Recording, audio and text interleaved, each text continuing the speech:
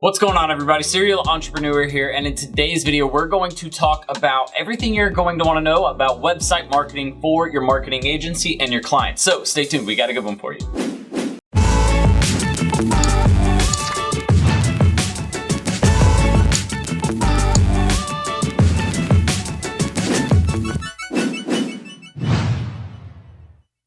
All right, welcome back, everybody, and thank you for joining me. Again, my name is Jordan Steen, aka Serial Entrepreneur, and at this channel, we talk all about starting a marketing agency, building a personal brand, really just using digital marketing to build any business online. So if you're interested in any of those topics, make sure to hit that subscribe button and the notification bell over here in the bottom right-hand corner, and we'll get you updated with all of our future videos, trainings, resources, free giveaways that we do every single week here at my channel. Oh, and P.S., make sure that you stay tuned to the end of today's video, and we'll teach you how to get access to our 2-week free SMMA training. So make sure to stay tuned to the end. There's tons of goodies in there for you. So guys, when we refer to website marketing, we're not actually talking about running ads to your website. Really, there's 4 main parts that we're going to discuss, plus some other strategies that you're going to want to be aware of that we're going to cover in this video. The first being the continued analysis of how users interact with your website, also known as user experience. User experience is huge in website marketing, and it's something we're going to talk about for sure in today's video. Number 2 is going to be website design, okay? How the website actually looks and appeals to the users. Is it clean and neat, or is it super jumbled and there's just information all over the place and it's hard to navigate? Number 3 is going to be implementing lead magnets and call to actions throughout your website and in several different places. It's not always a button. Sometimes it's just a link, so we'll talk about that too. And number 4 is tracking how users got to a site and then what they did after they arrived at whatever web page they came to. But really, with those 4 things, you're going to be able to understand how to market a website better, and we're going to go through several different topics up here in a second that cover basically how to perform all of those 4 tasks. Oh, and really quick, guys, if you're starting a marketing agency, tell us a little bit about your story in the comments right below. Anything about your agency, where you're at, any clients you have, and what we'll do is we're going to pick one lucky winner to win the mentorship program,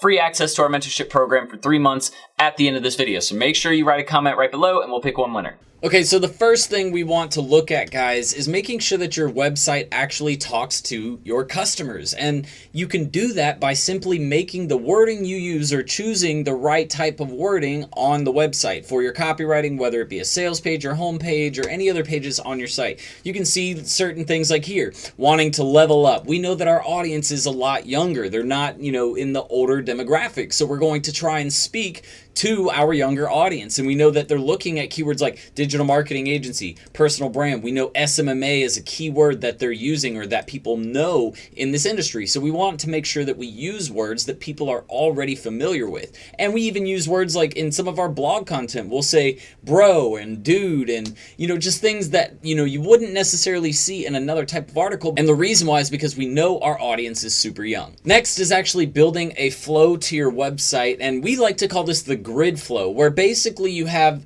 grids going all the way down each page of your website that relate to what is going on in that user's buying process. Basically, they start off here at the very top of our homepage. We give a little bit of information about what this is all about. We give some validation, basically layering in some authority. Then we have a call to action, right? Then we have more authority and validation. Then we have more free resources and information about starting your agency. So you can see there is a layered, blocked out effect. And this effect works really well because we're not just stacking in, 5 things of authority or 5 call to actions. We have call to action separated by authority, which are separated by testimonials, which is separated by more information and value, and so on and so forth. So layering your site is super important as far as delivering your content to audiences, and figuring out the best way to layer that content is really going to be beneficial to you. And guys, this is all about user experience. So if you actually hit F12 on your keyboard, it's actually going to do this right here, and you can see what our website looks like. And the cool thing is it's got this little toggle up here so we can see what desktop looks like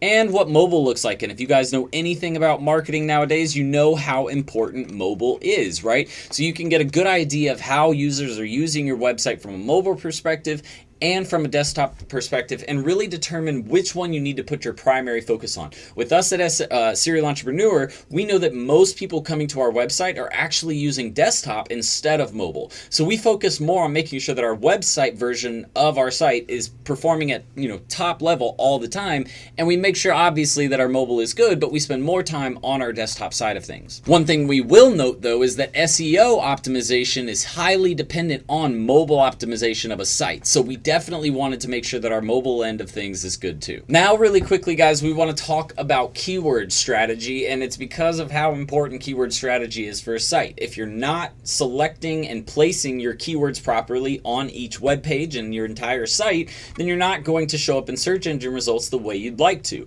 which is obviously going to hurt traffic, which will hurt sales, right? So for example, we have right here a topic cluster for our how to start a social media marketing agency, right? This is our primary topic, right? How to start a marketing agency. And we have all of these subtopics, right? Like Facebook marketing, Instagram marketing, YouTube, Snapchat, Twitter, website, email, pay-per-click, search engine, content marketing, building a team, landing. All of these are different topics that are related to starting a marketing agency. And what we've done is we've created our primary topics with all of our subtopics, basically our second level topics, our third level topics, and our fourth level topics. And all of these are subtopics of the previous level of topic, right? Then what we do is we get the volume, we have our difficulty as far as ranking, our primary keyword and secondary keywords mapped out for each one of those articles so we know what keywords we're focusing on in each article. And then we also have goal links, which is basically a link that we're trying to drive all of that traffic to. We have any other links that are included within the actual body of the article as vertical or horizontal links, basically linking to other articles in this topic cluster, whether it be above or below as far as it being a subtopic, right? All of this information is being tracked and we know which keywords are placed where. That way we're not duplicating primary keyword placement or secondary keyword placement within the same topic, right? You only want one primary keyword per topic. So for example, if we had Facebook marketing was the primary keyword for Facebook business page was the primary keyword for creating a Facebook page, this topic right here, we obviously wouldn't want to use that on any of these other pieces of content or other articles that we create, right? So mapping these keywords out for your sales pages, your home page, your about page, contact page, FAQ pages, any blog content, all of this needs to be mapped out with what keywords you plan on using on each page. That way you're optimizing each page for that keyword. So guys, going off of keywords, one thing I really recommend is if you're going to spend a lot of time trying to drive traffic to a site from an organic perspective, or you have the opportunity to build a lot of content for your clients, then you'll want to really consider using a blog first approach for that client. Now, I will say that a lot of local businesses aren't going to benefit a ton from blog content, but if they have a large geographical reach, if your business has a large geographical reach, blog content can usually do them wonders, okay? So focusing on how you're going to plan out those keywords in topic clusters or for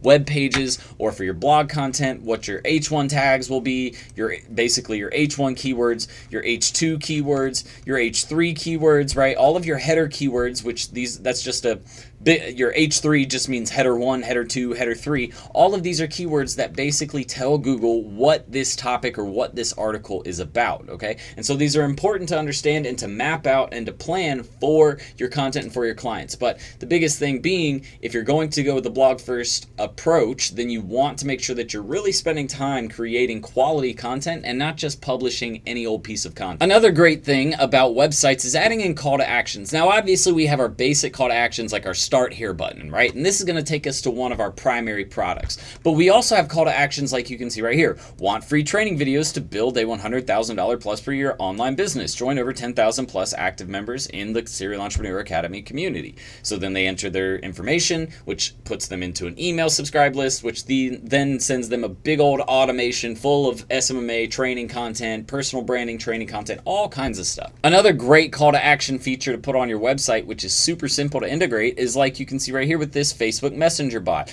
This allows me to have basically a live support or a live chat option for anybody visiting my site who might have a question about marketing. Also, it's asking them if they want that free training again. So we have two places where we can get them to subscribe to either an email list or a messenger list. And really, we don't care which list they join because we're going to send them the same content pretty much either way. Other things that are of value to your audiences are understanding that they want to see things like reviews and all of that. So if we go to our Digital Marketing School 2.0 course, we can show how we've layered in more value, right? We didn't just tell people, you can start an agency. We also showed them things like what's included in our in our marketing agency program, right, we have all of these different lectures and modules. Well, what's in each one, right? If we go into Facebook, these are all of our Facebook lessons, Instagram lessons, right? So we're giving people value and showing them what exactly is in our program without them having to do any guesswork, right? We tell them all of the extra benefits they're going to get when they sign up today, the price, right? We have other people that we have inside of the program who are guest trainers that are amazing at what they do that we've put on our homepage, right, to let you know who else is in here.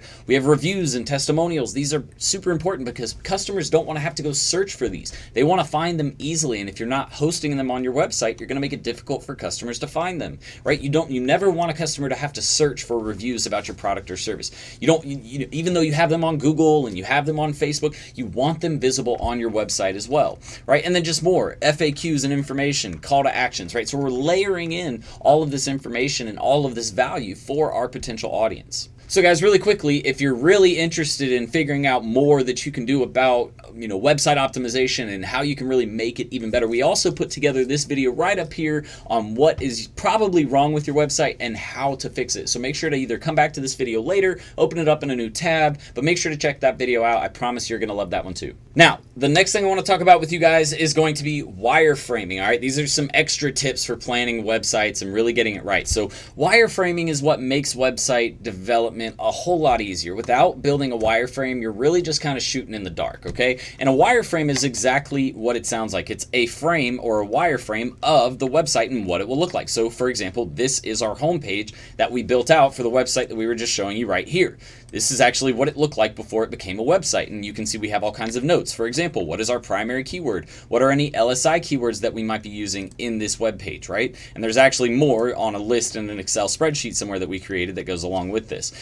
We have all of our different navigation buttons that we want at the top, right? And what each one is supposed to be with a note. We have our floating live support messenger thing right over here that you can see. Our social proof pop-up. We have our social icons like you can see on the sidebar right over here, right? So there's a lot that goes into building these, but I promise you, by spending time building this wireframe, your website is going to come out the way you want it to look a lot sooner than if you try to just do it without any type of guidance. If you're hiring a web developer, this is especially needed. If you don't know how to develop a website, and I mean like expert level development, you don't need to be the one working on it. So that means you're going to need to find a professional developer. This is where you actually take that wireframe, give it to the developer and say, hey, this is what I need done. This is what what copy we want. And you can even leave notes. You can create a legend or some type of table of contents that tells people exactly what to look for when they actually go through your wireframe. And you can see green comments are actually different things. Please add correct as featured in icons, right?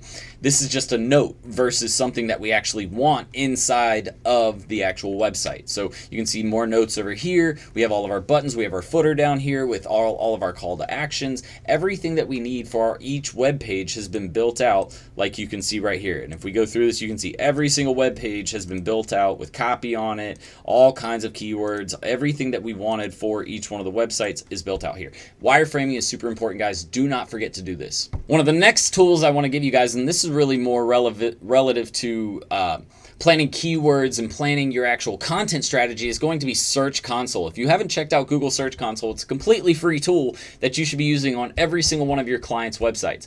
If you don't have a client yet, then go and hook your website up to Google Search Console and see what kind of search traffic you're driving. It shows you what keywords people are using to find your website, what pages people are finding on search engines, right? On Google search, what countries people are coming from, devices, search appearance. You have all kinds of information here. Click-through rates, your average position in all of your content. And since we have over 300 articles, we obviously have a much higher average position. Our top 10 articles, though, are usually within the top 3 search results, which is really what we want. We actually have about 40 articles that are in the top 5 to 10 search results, which is really, really great for us. But obviously, since we create 300, it's going to be harder for us to have an average position that's much lower. And I guess that's another point I want to make, is don't necessarily see this information and assume, oh, well, we're not ranking anywhere good. Because the more content you have, the harder it is going to be to keep that average ranking lower. So those are actually articles that you can either remove from your content or from your website if you think that it's probably going to be a good move for you. And then next is going to be Google Analytics, guys, making sure that you're using analytics to look at information on your website. So for example, we can look at behavior, right? What pages people are going to, how many times per month those people are going to those pages, how much time on average people are spending on those pages, entrances, our bounce rate, our exit rate. You can have all kinds of information basically tied to each one of these pages, and then it even gets more segmented when you look at the individual page. So I can look at this specific page and I can find out information about how this page is performing in general. And the cool thing is, guys, you can see this is just for a week. We've already had 830 page views. In total, 734 unique page views on this page in just a week. So this is a piece of content that we now know, okay, people want to learn about pricing, right? So what we're actually in the process of doing right now is optimizing our pricing article that we have in our blog content. Why? Because we know we're going to be able to drive more traffic to it, which means more leads, which means more awareness for our brand, which means obviously more sales and growth, right? So this tool is super imperative for you to be using with your website creation, your website planning and strategy process. Now guys, I know that was a lot to learn in a really quick period of time, so no worries. If you want, all you have to do is, again, go over to our website. We have a whole section just on website marketing. So if you want to see more on that, go over there, click the subcategory for website marketing on the right-hand side of the webpage in our blog content, which by the way is under the free training section. Just go in there, find the website marketing section, and you have all you need to know. But as promised, since you stayed till the end, make sure you check out the link right below this video in the description, and we will send you our free 2-week SMMA training. Plus, make sure to leave a comment about your agency and your journey so far, and we'll pick one winner to give away 3 months of our mentorship program too. But that's it for this video, guys. I hope you enjoyed. If you have any questions or comments about website marketing, please leave them below. If you liked this video, throw us a thumbs up and let us know that you liked it. But that is it for this video, guys. I hope to see you on the next one. Until then, Serial Entrepreneur out. Bye, guys. Ready to start living the 6-figure work wherever, be your own boss lifestyle? Well, at Serial Entrepreneur Academy, we'll teach you how to use a laptop and internet to start your own social media and digital marketing agency. Get started with our free Facebook ads training. Links in the description below, guys. See you in the course. Serial Entrepreneur out.